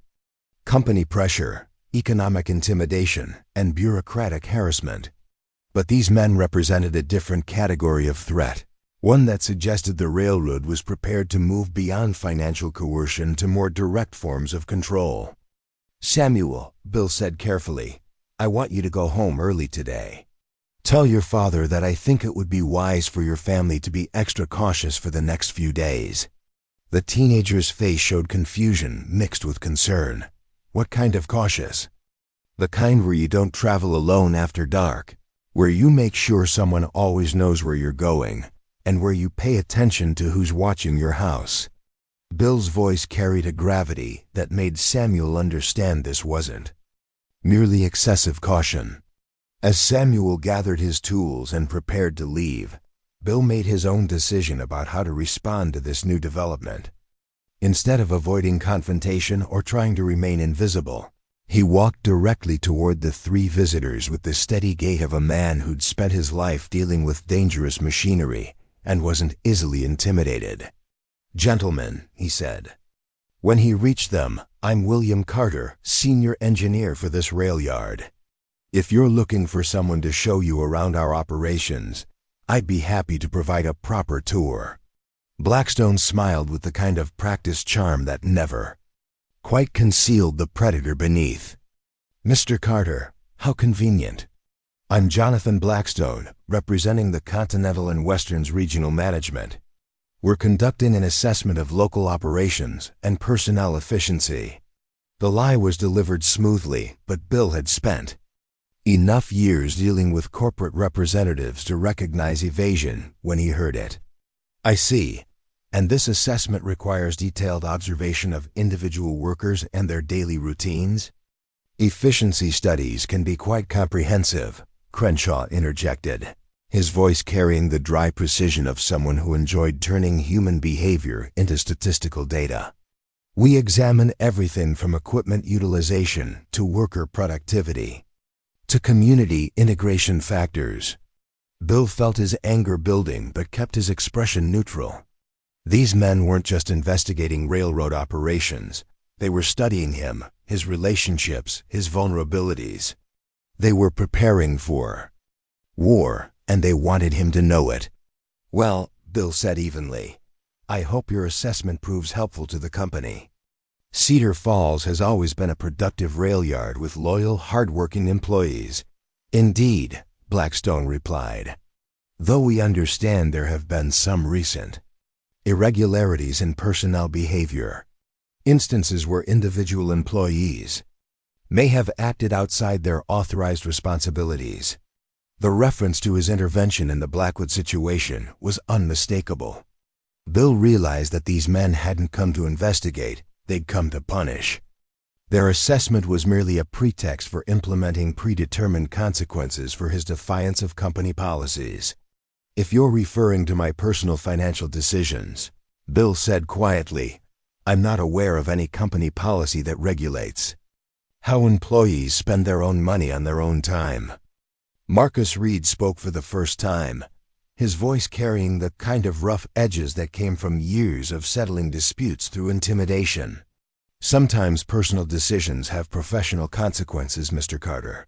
A man's choices outside work can affect his reliability, his judgment, his loyalty to his employer." The threat was barely disguised. Bill understood that these men had come to Cedar Falls with authority to take whatever action they deemed necessary to restore company control. His intervention in the Blackwood situation had been the catalyst. But the real target was anyone who had shown support for resistance to railroad intimidation. That evening, an emergency meeting convened in the back room of Peterson's General Store. The gathering wasn't planned or formally organized. Word had simply spread through the network of relationships that connected Cedar Falls' growing resistance movement. Margaret Sullivan arrived carrying a pot of coffee and enough cups for a dozen people. Father O'Brien came directly from evening prayers, still wearing his clerical collar. Dr. Mitchell closed his medical practice early and walked the 3 blocks to Peterson's with his medical bag, having learned that community meetings sometimes required his professional services. Bill Carter was the last to arrive, having spent the afternoon thinking carefully about what he wanted to say to these people who had risked their own security to support his stand against corporate intimidation. As he entered the store's back room, he saw faces that reflected the same mixture of determination and apprehension that he felt himself. "Friends," he began, using the same tone he employed when addressing engine crews before dangerous runs, "I think we all understand why we're here. The railroad has escalated their response to our resistance. The men who arrived this morning aren't here to negotiate or find compromise solutions. They're here to end our opposition through whatever means they consider necessary." Margaret Sullivan set down her coffee pot and looked directly at Bill. "Then we need to decide whether we're going to back down or stand our ground. Because once they start applying serious pressure, anyone who's been sitting on the fence is going to make their choice quickly." Father O'Brien leaned forward in his chair, his usually gentle demeanor replaced by something harder and more determined. "I've been through this before, in Ireland before I came to America. When powerful interests decide to crush resistance, they start with intimidation and economic pressure. But if those methods fail, they're prepared to use more direct tactics." Dr. Mitchell nodded grimly. "I've seen the aftermath of those tactics in mining towns and factory districts. Broken bones that weren't caused by industrial accidents. Families that disappeared in the middle of the night. Buildings that burned under suspicious circumstances." The room fell silent as the implications of the doctor's words sank in. These people had chosen to resist corporate intimidation because they believed in principles of justice and human dignity. But they were also ordinary citizens with families, businesses, and responsibilities that could be destroyed by men with sufficient resources and ruthless determination. Old Bill Peterson, who had remained quiet since the meeting began, finally spoke up. "So what are our options? Because I don't see how a handful of shopkeepers and railroad workers can stand up to the kind of pressure these men are prepared to apply." The question hung in the air like smoke from a poorly ventilated stove. Everyone in the room understood the practical reality of their situation.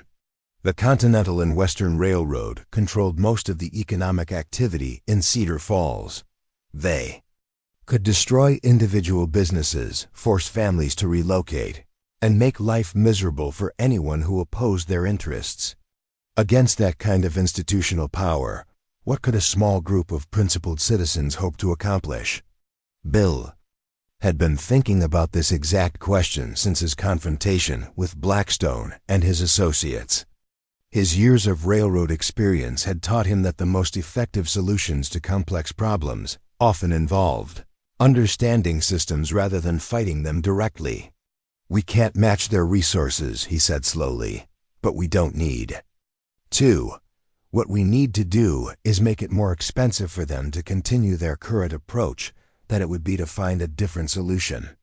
Samuel Blackwood, who had been sitting quietly in the corner trying to absorb adult conversations about subjects he was still learning to understand, raised his hand tentatively.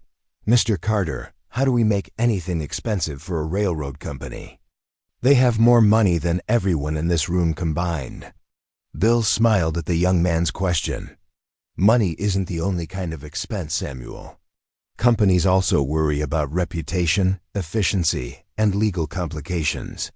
If we can create enough of those kinds of problems, we might force them to reconsider their methods." Margaret Sullivan's eyes lit up with understanding. "You're talking about making this public, getting outside attention on what's happening here." "Exactly," Bill replied.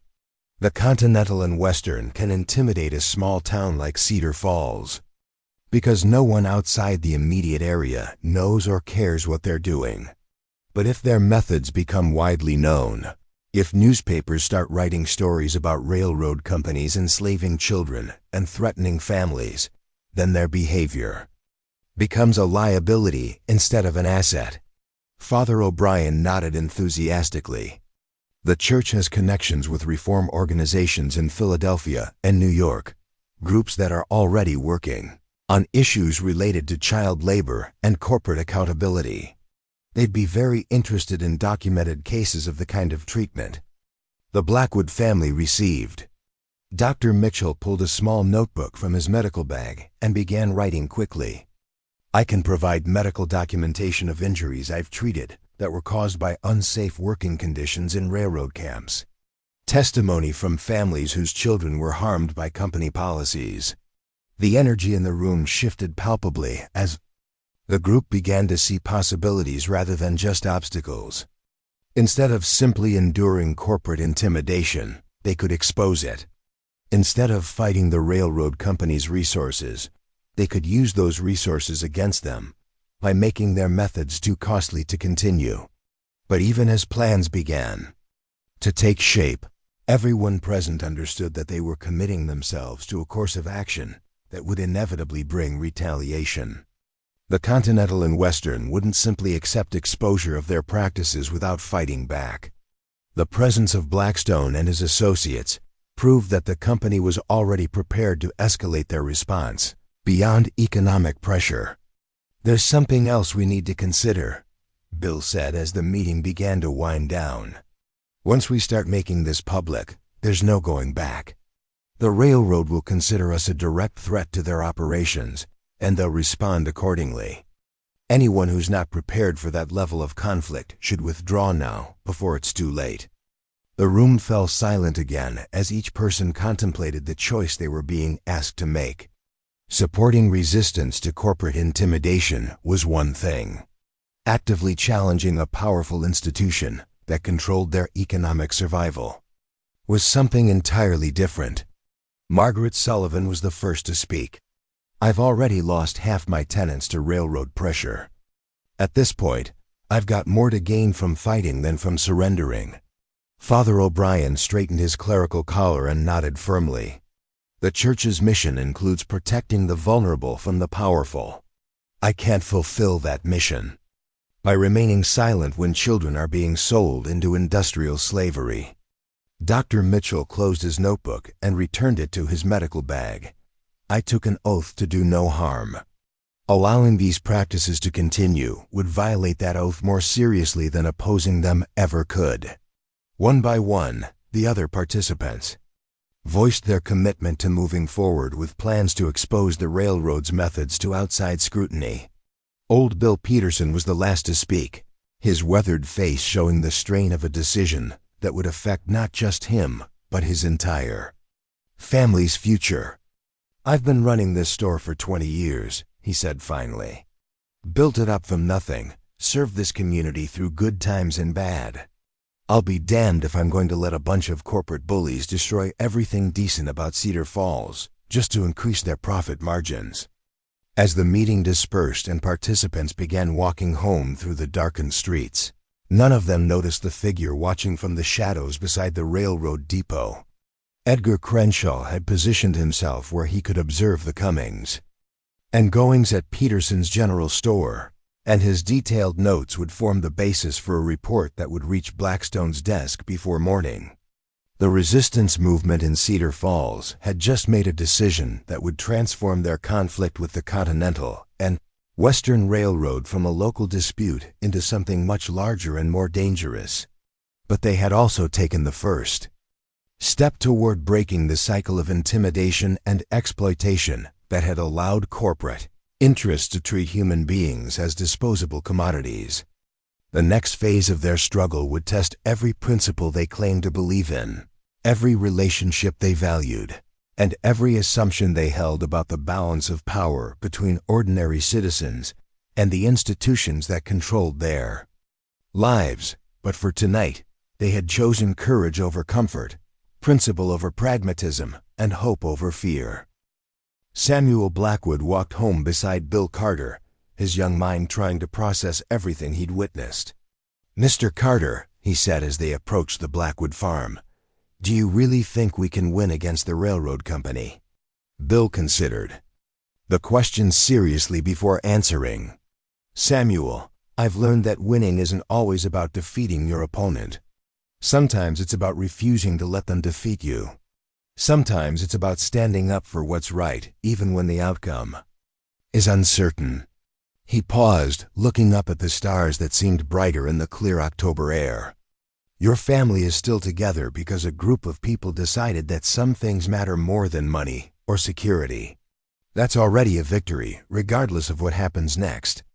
As they parted ways and Samuel headed toward his family's house, he carried with him a new understanding of what it meant to be an adult in a world where power and principle often came into conflict.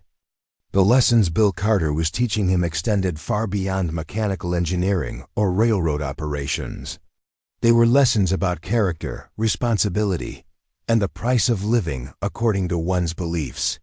Tomorrow would bring new challenges as the Continental and Western implemented their response to the evening's developments. But tonight, the resistance had made their choice. The breaking point had been reached, and there was no turning back. The telegraph lines out of Cedar Falls hummed with activity throughout the night following the resistance meeting at Peterson's general store. Father O'Brien had drafted careful letters to reform organizations in Philadelphia and New York, documenting the railroad's recruitment practices and the threats facing families who refused to cooperate. Dr. Mitchell compiled medical records that painted a disturbing picture of working conditions in Continental and Western's labor camps. Margaret Sullivan contributed detailed accounts of economic intimidation tactics used against local businesses. By dawn, their carefully coordinated messages were reaching journalists, church leaders, labor organizers, and government officials across Pennsylvania and beyond. The strategy was simple but effective: make the railroad's methods too public and too controversial to continue without serious consequences. Jonathan Blackstone discovered the scope of their coordination when he arrived at his temporary headquarters to find a stack of telegrams from Continental and Western executives demanding explanations for newspaper inquiries they'd begun receiving about operations in Cedar Falls. The Philadelphia Inquirer wanted to interview company officials about allegations of child labor recruitment. The New York Tribune was investigating reports of economic intimidation against small businesses. Reform organizations were asking pointed questions about working conditions and family separation policies. For the first time since arriving in Cedar Falls, Blackstone felt the ground shifting beneath his feet. His specialty was containing local disputes before they attracted outside attention. Once his situation became public, his methods became liabilities rather than assets. Corporate executives who appreciated decisive action in remote locations became extremely nervous about controversial practices that might end up on newspaper front pages. Edgar Crenshaw entered the office carrying his overnight surveillance report, but Blackstone barely glanced at it. "It doesn't matter anymore," he said grimly. "They've outmaneuvered us. While we were gathering intelligence on their local activities, they were building external pressure that we can't control." Marcus Reed, who had spent the early morning hours identifying potential pressure points for physical intimidation, looked confused. "So what's the new plan? Do we accelerate our timeline and move directly to containment actions?" Blackstone shook his head slowly. "No. Any aggressive action now would confirm every allegation they've made to outside observers. We're going to have to try a different approach." Meanwhile, Bill Carter was experiencing his own revelation as he read the morning newspapers that arrived on the 6 a.m. freight train. The Philadelphia Inquirer's front page carried a headline that made his hands tremble. "Railroad accused of child labor recruitment. Pennsylvania families report coercive practices."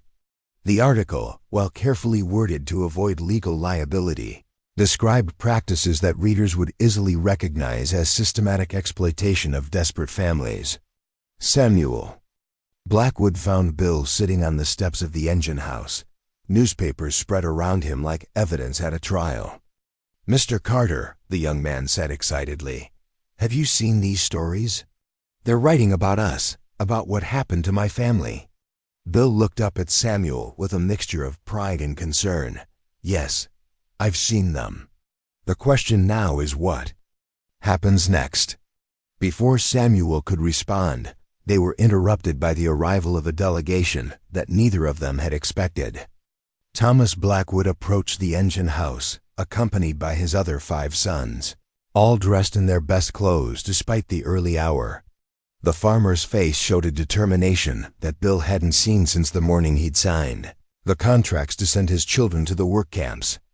"Mr. Carter," Thomas said formally, "I've come to speak with you about a matter of considerable importance." Bill stood, brushing newspaper ink from his hands. "Of course, Mr. Blackwood. What can I do for you?" Thomas glanced at his sons, who nodded encouragingly, then looked directly at Bill. "I've been reading these newspaper articles about what the railroad company was planning to do to my boys. What they're still planning to do to other families in similar situations." He paused, gathering his thoughts.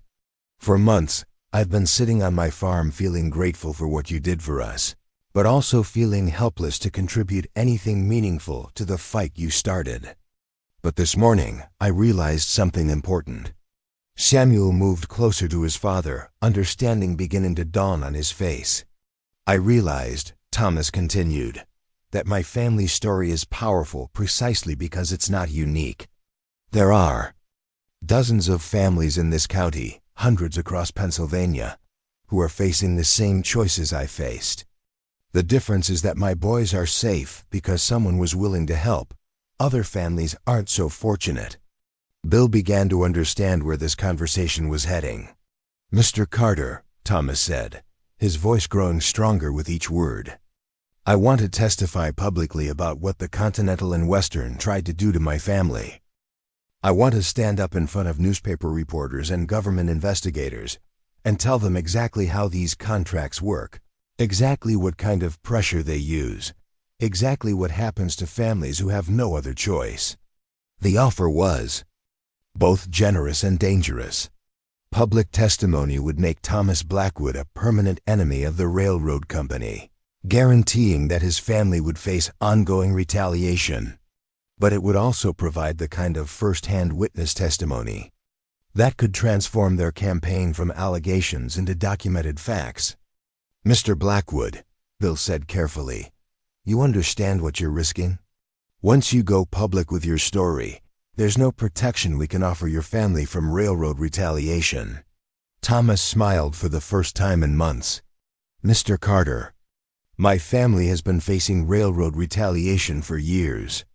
The only difference is that now we'd be facing it while fighting back instead of just enduring it." Young Henry Blackwood stepped forward, his 12-year-old voice surprisingly steady. "Pa's right, Mr. Carter. We've been talking about it as a family. If our story can help stop other families from going through what we went through, then telling it is the right thing to do." The other Blackwood boys nodded in agreement, even 5-year-old Benjamin, who didn't fully understand the conversation but recognized the serious tone and wanted to support his father and brothers. Bill felt a familiar tightness in his chest, the same emotion he'd experienced when he wrote the bank draft that had freed the Blackwood children from their contracts. But this time, instead of emptying his savings account, he was being offered something far more valuable: the testimony of people who had experienced the railroad's methods firsthand and were willing to stand up publicly against corporate intimidation. "All right," he said finally. "If you're certain this is what you want to do, then let's make sure your story reaches the people who need to hear it." The impact of Thomas Blackwood's decision became apparent within hours. Father O'Brien arranged for a meeting with a journalist from the Philadelphia Inquirer who had traveled to Cedar Falls to investigate the allegations. Dr. Mitchell provided medical documentation of injuries that children had sustained in railroad work camps. Margaret Sullivan offered her boarding house as a safe location for interviews that couldn't be monitored by company representatives.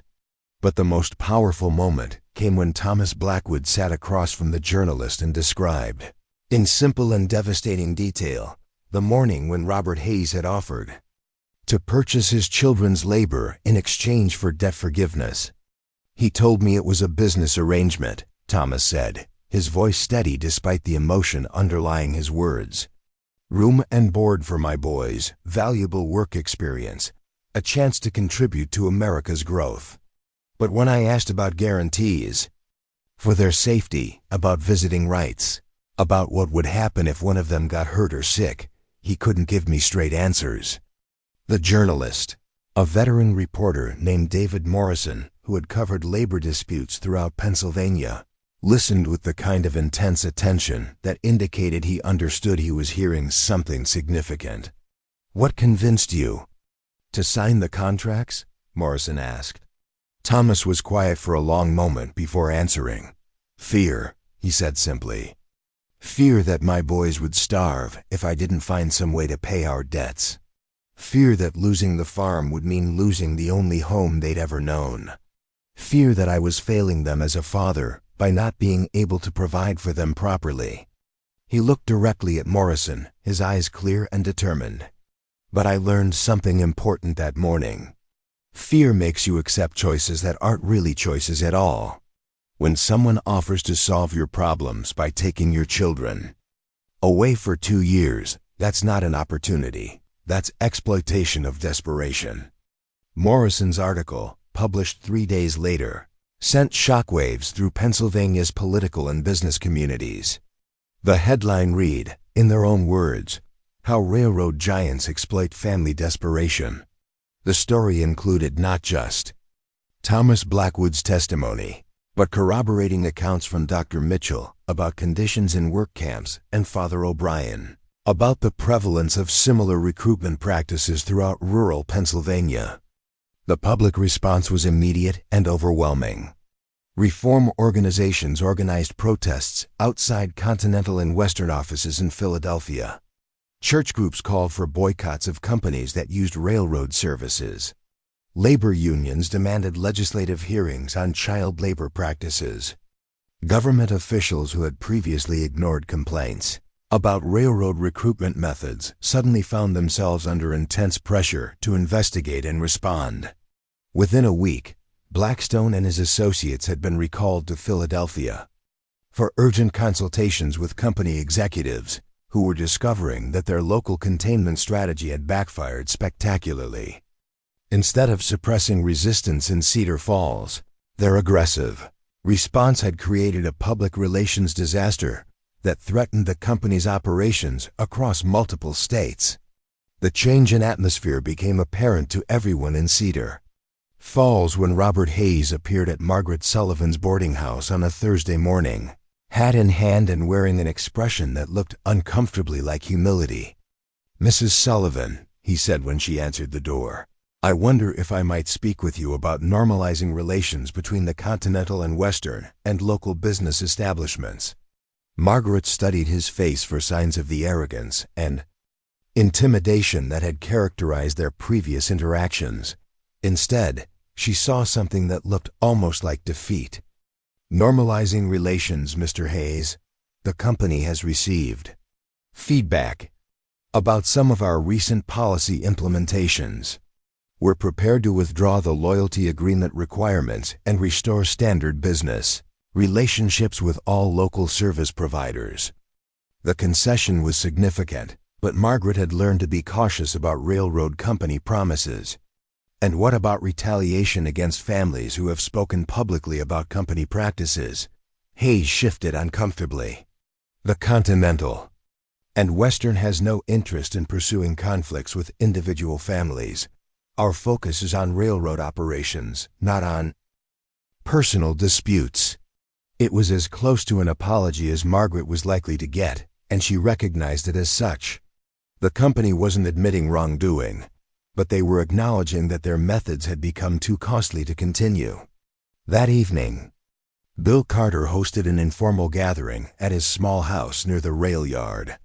The same people who had met secretly at Peterson's General Store now sat openly in his front room, sharing coffee and discussing the remarkable turn of events that had transformed their desperate resistance into an apparent victory. "It's not over," Father O'Brien cautioned, though his tone was celebratory rather than worried. "Companies like the Continental and Western don't abandon profitable practices just because of temporary publicity. They'll wait for attention to die down, then try to implement the same policies in different locations or under different names." Dr. Mitchell nodded in agreement. "But what we've accomplished here creates a template for resistance that other communities can use. We've shown that ordinary people can stand up to corporate intimidation if they're willing to work together and make their struggles public." Bill looked around the room at the faces of people who had risked their livelihoods and their security to support principles that extended far beyond their own immediate interests. Margaret Sullivan, who had defied economic pressure to maintain her independence. Father O'Brien, who had used his moral authority to support resistance rather than compliance. Dr. Mitchell, who had prioritized human welfare over professional advancement. Old Bill Peterson, who had chosen principle over profit, despite the potential cost to his family's business. "What we've accomplished," Bill said slowly, "is something I don't think any of us expected when this started. We've proven that courage is contagious, that one person's willingness to do the right thing can inspire others to find their own courage." Samuel Blackwood, who had been quietly absorbing the adult conversation, spoke up from his corner chair. "Mr. Carter, what happens now? Do things just go back to the way they were before?" Bill smiled at the question. "No, Samuel. Things never go back to the way they were before. Once people discover they have the power to stand up for themselves and others, that knowledge changes everything." He gestured toward the young man who had become not just his student, but his inspiration. "You're going to continue learning about engineering, about responsibility, about what it means to use your skills and knowledge to help others. But you're also going to carry with you the memory of what happened here, the understanding that ordinary people can accomplish extraordinary things when they choose courage over comfort. Thomas Blackwood, who had remained quiet throughout most of the evening, finally spoke up. "I want to say something to all of you," he said, his voice carrying the weight of genuine emotion. "When I signed those contracts to send my boys to the work camps, I thought I was saving my family. But what I was really doing was giving up on the possibility that things could be different, that people could be better, that there might be other solutions to our problems." He looked directly at Bill Carter. "What you did for my family wasn't just about the money, though God knows we needed that help. What you did was show us that there are still people in this world who believe that children belong with their families, that desperate families deserve help rather than exploitation, that human dignity matters more than corporate profits." The room fell silent as Thomas's words sank in. In the months since Bill had written that bank draft to free the Blackwood children, their struggle had evolved from a single act of charity into something much larger, a demonstration that communities could protect their members from institutional abuse, that resistance to injustice was possible even when the odds seemed overwhelming. As the gathering began to break up and people prepared to return to their homes, Samuel approached Bill with a question that had been troubling him. "Mr. Carter," he said quietly, "do you ever regret spending your savings to help my family? Do you ever wish you'd just kept the money and minded your own business?" Bill considered the question seriously, as he always did when Samuel asked him something important. "Samuel," he said finally, "I've learned that the most valuable things in life aren't the ones you can put in a bank account. The most valuable things are the relationships you build, the principles you stand for, and the difference you make in other people's lives." He gestured toward the people still talking quietly in small groups around his front room. "I gave up 20 years of savings to help your family. In return, I gained something worth far more than money. I gained a community of people who share my values, who are willing to stand together against injustice, who have proven that ordinary citizens can challenge powerful institutions and win." Samuel nodded slowly, beginning to understand the deeper lessons that Bill had been teaching him about the relationship between sacrifice and meaning, between individual action and community responsibility. As the last visitors left his house, and Bill prepared for bed, he reflected on the remarkable journey that had begun with a simple decision to help a struggling family. The Blackwood boys were safe and learning skills that would serve them throughout their lives. The Continental and Western Railroad had been forced to abandon practices that had exploited countless families. The community of Cedar Falls had discovered its own capacity for resistance and mutual support. But perhaps most importantly, they had demonstrated that the values of compassion, justice, and human dignity could triumph over the forces of greed and intimidation when ordinary people found the courage to act on their beliefs. The railroad would continue to operate, families would continue to face economic hardships, and corporations would continue to seek profit at the expense of human welfare. But now there was a precedent, a template, a story that proved change was possible when people chose to stand together rather than suffer alone. Samuel Blackwood walked home through the quiet streets of Cedar Falls, his mind full of plans for the future. Tomorrow he would continue his engineering lessons with Bill Carter, learning not just about locomotives and mechanical systems, but about the responsibility that came with knowledge and skill. Someday he would use those lessons to build something valuable, something that served his community and honored the sacrifice that had given him the opportunity to learn. The stars overhead seemed brighter than usual, as if the events of recent months had somehow cleared the air and made it possible to see farther than before.